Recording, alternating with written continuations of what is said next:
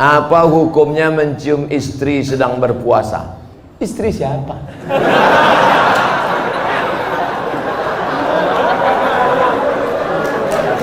Kalau istri engkau yang kau cium, maka tak batal. Dalilnya Nabi mencium Aisyah. Tapi kalau dia ihtiyat, hati-hati, takut dia tak bisa mengendalikan hawa nafsunya seperti Nabi Muhammad SAW, maka dia ihtiyat, dijaganya. Tapi hukum aslinya tak batal. Tapi kalau sampai memperturutkan hawa nafsu, maka jatuh dalam batal, rusak puasanya. Ustaz, sekarang saya ini tengah mengagumi seorang mahasiswa di Mesir. Masya Allah. Balik saya muda balik rasanya. Bagaimana cara saya dalam mengistiqomahkan cinta saya dan membuat hatinya tersentuh? Tentunya tidak mengurangi rasa cinta saya kepada Allah, Pak Ustaz. Kau laki-laki apa perempuan? Saya ini tengah mengagumi seorang mahasiswa. Berarti dia perempuan. Dia suka sama mahasiswa di Mesir. Kau bilang sama dia, Bang, abang janji ya tak tergoda sama cewek-cewek Mesir. Abang mau nanti pulang dari Mesir menikahi aku. Tapi kau perempuan tak boleh ngomong langsung sama laki-laki. Itu namanya perempuan gatal. Nah, walimu yang menghubungi dia, ayahmu, abangmu, datukmu, pamanmu, pakcikmu, ngomong ke dia, Assalamualaikum alumni Mesir. Ya, kau nanti pulang mau nikah sama anak saya. Aku tengok dulu, Pak. Kalau segan nanti saya kontak dia, saya hubungi. Adik-adik kelas saya itu. Mudah-mudahan dari muda dia sudah menginginkan seorang imam yang dapat bibit bebet bobot yang nanti akan menjadikan anak cucunya menjadi pemimpin-pemimpin bagi orang yang bertakwa. Wa ja'alna lil muttaqina imama. Sekarang anak-anak gadis nih yang ditengoknya bukan tamat dari Mesirnya, ini tengoknya bukan ilmu agamanya, ini tengoknya datang naik apa. Kalau tengoknya naik Grab, enggak ada.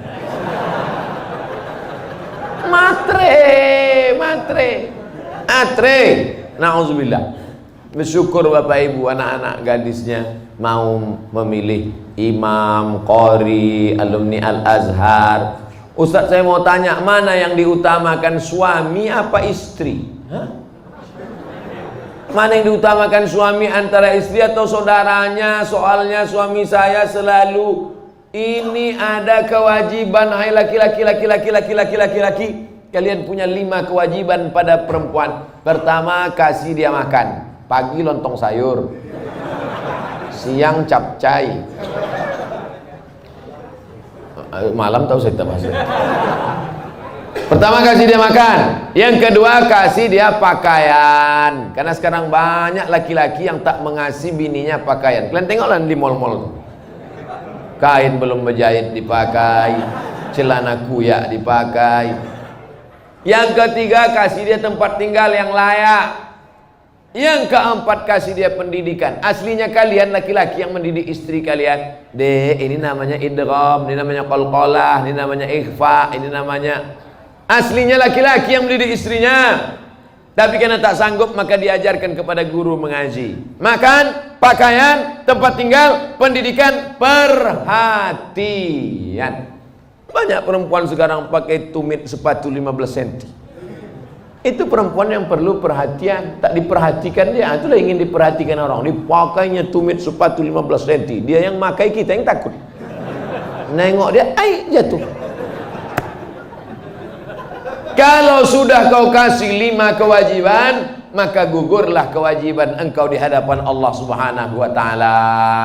Itu standarnya. Lebih dari yang 5 itu berarti engkau sudah adil. Gimana laki-laki? Siap memberikan yang 5 tadi? Nah, soleh-soleh semua itu insyaallah. Saya hamba Allah, Pak Ustaz. Alhamdulillah, sekarang banyak orang hamba harta, hamba kuasa, hamba setan, hamba hantu. Bagaimana cara menjaga sholat agar lebih khusyuk dan tak malas, Pak Ustaz? Itu nampak api kan? Kalau nanti terlintas di hatimu malas sholat, bakar jadi sebentar. Berapa lama kau tahan? Buatlah agak-agak gosong sedikit. Hai tangan, tahan kau masuk neraka nanti tangan. Nama kau nanti nama nerakanya neraka sakor. Masalakakum fi sakar. Kenapa kau masuk dalam neraka sakar? Lam naku minal musallin, karena tak sholat. Makanya Muhammad Ali kemana-mana bawa mancis. Muhammad Ali petinju, mana-mana bawa mancis. Padahal dia tak merokok. Ditanya orang, kenapa kau bawa mancis? Asal terlintas di otakku mau buat dosa, aku bakar tangan. Wah, kalau mancis tak mempan, obor wah. Bagaimana sholat ini khusyuk Pak Ustadz? 5. Yang pertama, ketika berwudu khusyuk. Waktu menyuci tangan, bersih dosa dari tangan. Waktu memasukkan air ke mulut ke hidung, bersihkan dosa-dosa mulut, dosa-dosa lidah, dosa hidung. Waktu air dibasuh ke muka, keluar dosa-dosa biji mata, banyak silap salah. Waktu air menyiram tangan, keluar dosa-dosa dari ujung jari jemari. Khusyuk. Waktu air mengusap kepala, keluar dosa isi kepala yang kotor sampai ke lubang telinga. Waktu air menyiram kaki, keluar dosa-dosa kaki yang dilangkahkan ke tempat maksiat dan dosa. Makanya ketika berwudu itu jangan bercakap. Ini banyak orang di sambil wudhu bercakap. Itu udah aku bilang sama kau kemarin, panjat pinang itu yang besar-besar kali pinangnya. Modal kita pun tak ada, tapi kau itulah.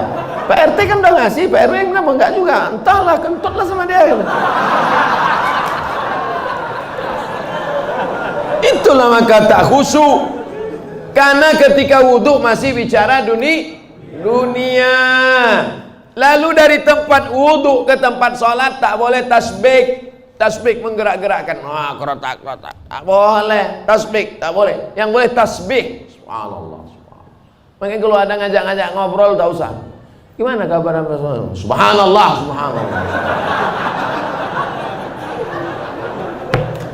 3. Ada terdengar azan, jawab hayya 'alas shalah. La haula wala quwwata. Jangan bicara waktu azan. Siapa yang bicara ketika azan dikumandangkan, matinya mati su'ul khatimah. Begitu kata Syekh Imam Nawawi, Syekh Jalaluddin Abdurrahman As-Suyuti. Hati-hati. Lalu kemudian yang keempat, membaca bukan mutola'ah. Mutola'ah mulut tak bergerak. Waktu sholat itu membaca Allahu Akbar kabir walhamdulillahi katsir. Baca. Ini banyak orang sholat mulutnya diam.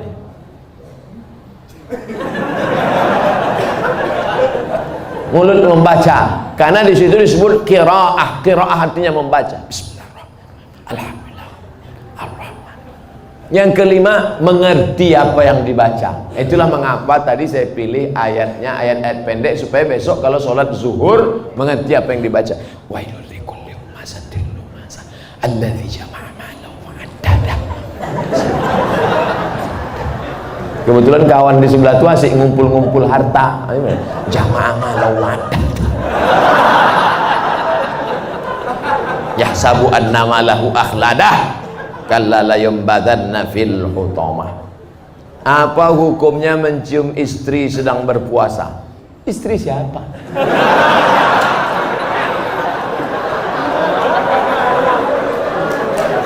Kalau istri engkau yang kau cium, maka tak batal. Dalilnya Nabi mencium Aisyah. Tapi kalau dia ihtiyat, hati-hati, takut dia tak bisa mengendalikan hawa nafsunya seperti Nabi Muhammad SAW, maka dia ihtiyat, dijaga. Siapa yang mengucapkan tahlil, summa ahdatsa wabahu ilal mayyit, kemudian tahlil itu dihadiahkannya kepada si mayit, orang mati, yantafi'u bihi, pahalanya sampai dan orang mati itu dapat manfaat. Begitu kata Imam Ibnu Taimiyah dalam kitab Majmu' Fatwa Ibnu Taimiyah.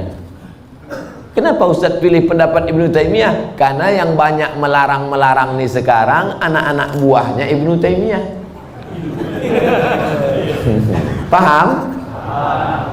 Padahal Imam Ibnu Taimiyah dalam Majmu' Fatawa mengatakan siapa yang mengucapkan tahlil dihadiahkannya pahalanya pada yang meninggal sampai. Kalau dimasakkannya bubur kacang hijau, kenapa Ustaz tiba-tiba ingat bubur kacang hijau? Oke, bubur jagung kalau gitu. Lalu kemudian dihadiahkannya pahalanya untuk almarhum. Sampai apa tak sampai? Sampai. Mana dalilnya? Mana? Kata Sa'ad, ummi matat, makku mati. Afa atasaddaqu anha? Kalau aku bersedekah, pahalanya sampai tak untuk emakku? Kata Nabi, tasaddaq, sampai. Sedekah enggak? Sedekah. Ayu sadaqatu afdal? Apa sedekah yang paling afdal? Kata Nabi, saqyul ma'. Sedekah yang paling afdal mengasih air minum. Kalau air minum saja sampai, apalagi gulai baung. Artinya sedekah sampai, sedekah sampai, tahlil sampai. Apa lagi? Bacaan Quran. Yasin wal Qur'anil Hakim innaka laminal mursalin. Sampai apa tak sampai bacaan Quran pada orang meninggal dunia? Sampai. Bacaan Quran untuk orang meninggal dunia sampai. Mana dalilnya? Ketika Nabi SAW melewati suatu makam, diambilnya pelepah korma, ditusukkannya ke makam itu. La'allallaha an yukhaffifa adzabahuma ma lam yaybasa. Tasbih pelepah korma sampai pada orang yang meninggal. Apa komentar Imam Nawawi dalam kitab Majmu', dalam kitab Al-Minhaj Syarah Sahih Muslim Ibn Al-Ajjaj? Kalau tasbih pelepah korma saja sampai, apalagi bacaan Quran orang yang beriman.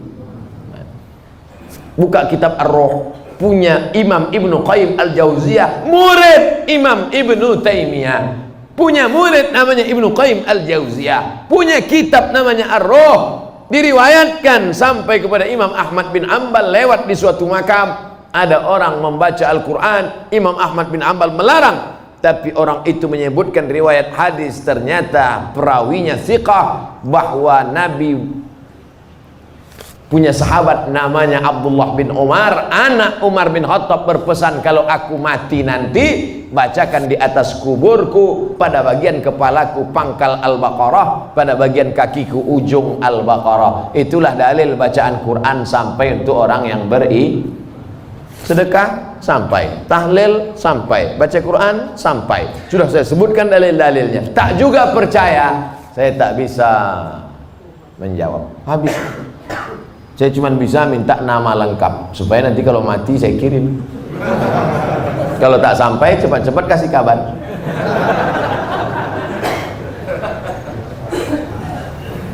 Mengazankan anak baru lahir itu apa dalilnya Pak Ustadz? Nabi mengazankan ke telinga Sayyidina Al-Hasan, anak Fatimah radhiyallahu anha, adzanas shalah, bunyinya seperti azan waktu azan salat. Hadisnya disebutkan dalam kitab Sunan At-Tirmidzi. Nama kitab Sunan Tirmidzi, nama lainnya Jami' At-Tirmidzi. Status hadisnya haditsun hasan, hadis paling tinggi sahih, di bawah sahih hasan, tentang mengazankan bayi. Anak saya mengazankan. Allahu Akbar, Allahu Akbar.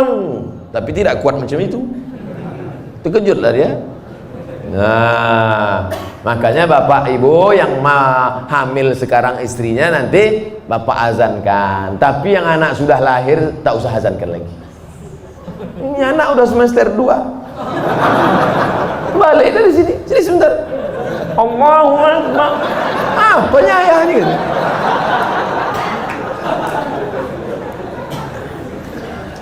Saya mau tanya mengenai pernikahan uang hantaran. Bagaimana menurut pandangan Ustadz kalau si ibu wanita itu meminta uang hantaran mahar yang cukup tinggi? Ada tiga kemungkinan. Pertama, memang mau bertanya masalah hukum. Yang kedua, mau menyindir mak tua dari sini. Yang ketiga, mau menawar. Perempuan yang paling baik, aqalluha mahran, yang maharnya paling murah. Wahai ibu-ibu, turunkan harga mahar. Sebetulnya yang menetapkan harga mahar ini wali, ayah. Tapi sekarang banyak ayah yang anggota ISTI, Ikatan Suami Takut Bini. Maka yang berperan sekarang ibu-ibu, matre. Banyak perempuan lebih mau makan di daun daripada makan di pinggan. Oleh sebab itu turunkan standar ini sedikit. Jangan nanti setelah dia hamil barulah na'udzubillah datang dia baik-baik. Idza ja'akum man tardawna dinahu, kalau datang kepadamu orang yang baik akhlaknya, wa khuluquhu baik agamanya, fazawijuhu, nikahkan dia. Illa taf'alu, kalau tak kau lakukan, takun fitnatun fil ardi wa fasadun arid, maka terjadi kerusakan yang amat sangat berat. Tolong jangan sampai anak-anak muda ini besok buat baleho turun ke jalan, turunkan harga mahar, turunkan harga mahar. Kemudian jodoh itu seperti apa Pak Ustadz? Apa orang yang sudah menikah terus meninggal terus menikah lagi, apakah itu berarti jodohnya juga Pak Ustadz? Karena berjumpa orang berjodoh atau karena jodoh dia berjumpa? Memang jam-jam setengah 11 nih payah nangkap memang. Karena ada jodoh baru berjumpa atau karena berjumpa itu orang berjodoh? Karena ada jodoh lah maka berjumpa. Kalau tak ada jodoh sampai mati tak akan berjumpa. Kok Ustaz tahu? Saya pernah ngalami. Saya Dewan Juri Musabaqah Tilawatil Quran tingkat Provinsi Riau. Kalian pikir Ustaz alang-alang?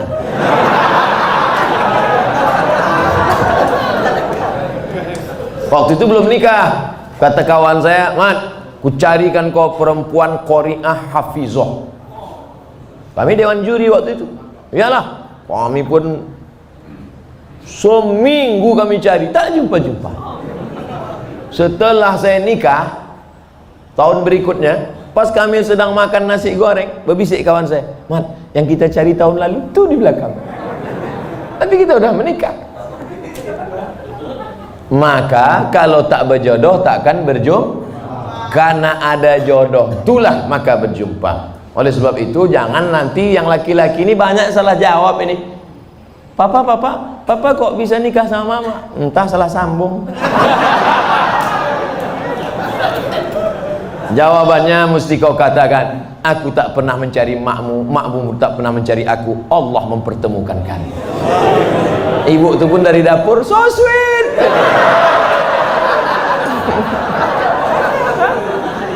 Karena jodoh lah kalian jumpa. Mengapa Tuan Syekh Abdurrahman digelar dengan Syekh Silau Laut?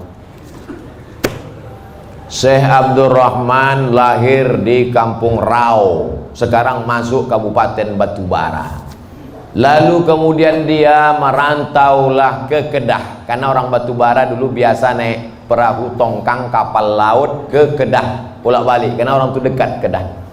Sampai di Kedah belajarlah dia 7 tahun dan ikut lomba silat, menang, bekerja di kerajaan Kedah. Setelah itu melanjutkan pendidikannya ke Tuan Syekh Wan Mustafa Al-Fatani. Fatani sekarang Thailand Selatan, Patani. 7 tahun di Patani.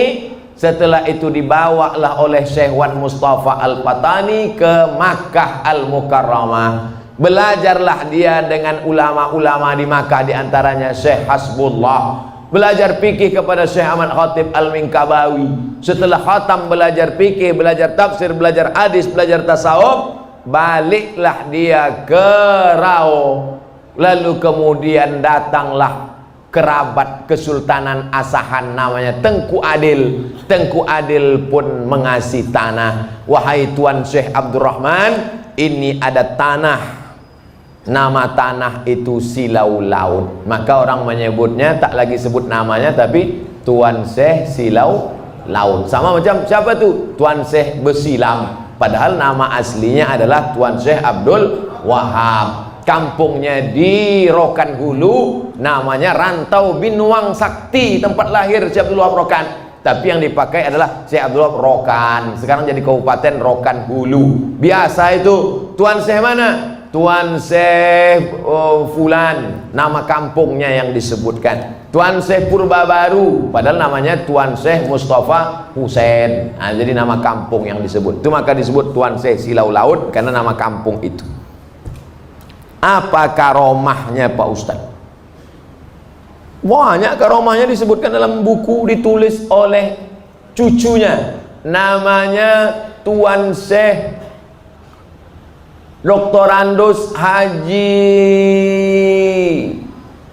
Mansur bin Haji Syekh Muhammad Ali bin Syekh Abdurrahman, cucunya menulis buku, ditulis pada masa Gubernur Raja Inal Siregar. Waktu haul dibagikan buku-buku itu. Banyak karomah disebut situ. Apa motivasi orang memasuki tarekat Sattariyah Pak Ustadz? Tarekat itu sampan. Ada sampannya namanya Sattariyah, namanya nakhodanya Abdullah Sattari. Ada nama sampannya Saziliyah, nama nakhodanya Abul Hasan As-Sazili. Ada nama sampannya Naqsabandiyah, nama nakhodanya Bahauddin Naqsabandi. Ada nama sampannya Ahmadiyah, tapi bukan yang aliran Ahmadiyah yang sesat, tarekat Ahmadiyah. Nama nakhodanya Sayyidi Ahmadil Badawi, itu sampannya. Tapi lautannya tetap la ilaha illallah Muhammadur Rasulullah. Jadi yang mau ikut tarekat sama aja macam naik sampan, lautnya la ilaha illallah, sampannya macam-macam. Ada yang mau sampan naik speedboat, mau cepat. Ada satu yang naik kapal tongkang kayu, dia mau slow. Kau tak ikut? Enggak, aku mau menikmati laut ini, mau slow aja. Nah, macam-macam. Begitu lebih kurang gambaran tentang tarekat. Tarekat artinya jalan, jalan mendekatkan diri kepada Allah Subhanahu wa ta'ala. Apa doa anak terhadap orang tuanya itu sampai? Hadis Sahih Muslim. Idza matal insan, kalau orang mati, inqata'a, putus amalnya, illa min salatin, kecuali 3. Shadaqatin jariyah, amal sedekah, ilmin yuntafa'u bi, ilmu yang bermanfaat. Yang ketiga, waladin salihin yad'ulah, anak yang soleh. Makanya kita selalu minta doa, Rabbi habli minas salihin. Saya ingin sekali mendoakan orang tua saya supaya terbuka pintu hidayahnya, karena kami sangat menyayanginya. Doakan orang tuamu di sujud terakhir saat sholat sunat, tahajud, witir, duha. Tapi jangan pakai bahasa Indonesia, nanti sholatnya batal. Dalam hati saja, ya Allah, ayahku ini berhentilah pakai sabu-sabu. Kenapa ketawa? Di masjid kami setiap malam Jumat ada pengajian. Kenapa cuma tiap malam Jumat? Tiap malam lah. Malam Senin fikih, malam Selasa hadis, malam Rabu akidah, malam Kamis tasawuf, baca Ihya Ulumuddin, malam Jumat stop wirid Yasin, malam Sabtu pengajian akhlak, malam Ahad tablik akbar. Masjid mesti penuh tiap malam, karena kalau tidak kosong masjid. Akan tetapi waktunya dimulai ketika azan sholat isya hendak berkumandang, sehingga jamaah sholat isya pergi ke masjid lain. Apakah sikap Ustadz itu benar membuka pengajian ketika azan isya berkumandang? Habis sholat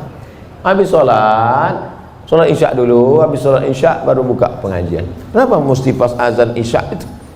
Sholat isya dulu, habis sholat isya baru buka pengajian. Saya selalu membuka pengajian maghrib.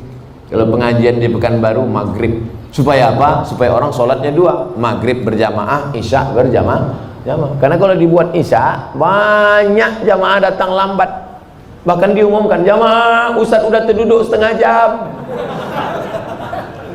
Buat pengajian maghrib ke isya. Di Malaysia kami gitu, maghrib, isya pengajian, habis isya tanya jawab, efektif.